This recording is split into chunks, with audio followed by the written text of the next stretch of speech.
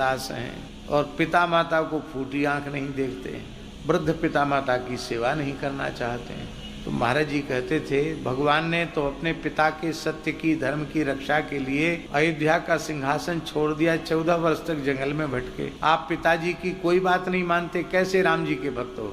भगवान श्री कृष्ण कंस वध के पश्चात वसुदेव देवकी को कारागार से मुक्त करके रोते हुए भगवान कहते हैं कि इतने दिनों तक हम आपकी सेवा से वंचित रहे तो मानो हमारा जीवन व्यर्थ चला गया। अब आप हमें अपनी सेवा का सौभाग्य प्रदान करें, आज हमारा जन्म सफल हुआ है। तो भगवान यहाँ तक कह देते हैं श्री कृष्ण बलराम कि सर्वार्थ संभवो देहो जनिता पोषितो यतः पुरुषार्थ चतुष्टय धर्म अर्थ काम मोक्ष, चारों पुरुषार्थों की सिद्धि कराने वाला शरीर माता पिता की कृपा से मिलता है।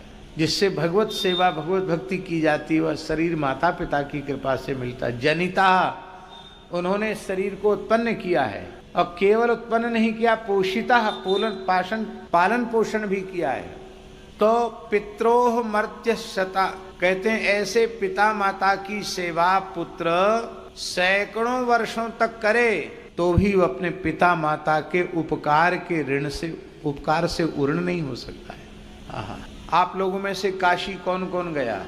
वाह, काशी में मणिकर्णिका घाट किसने देखा?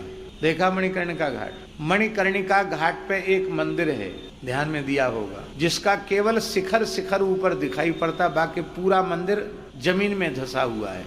उस मंदिर के बारे में जानते हैं आप? जिस राजा ने वह मंदिर बनाया था बड़ा भक्त था, वह राजा बड़ा धर्मात्मा था। तो माता पिता के ऋण से मुक्त होने के लिए उसने मंदिर प्रतिष्ठा का संकल्प किया कि मातृ पितृ ऋण मुक्ति अर्थम एतन मंदिर से प्रतिष्ठा अहं करिष्ये। जैसे ही जल छोड़ा, अभी मंदिर प्रतिष्ठा नहीं हुई थी, मंदिर ही धरती फोड़कर भीतर धस गया, केवल शिखर बचा।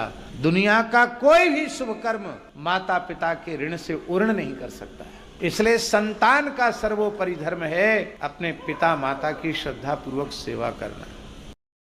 हमारे पूज्य गुरुदेव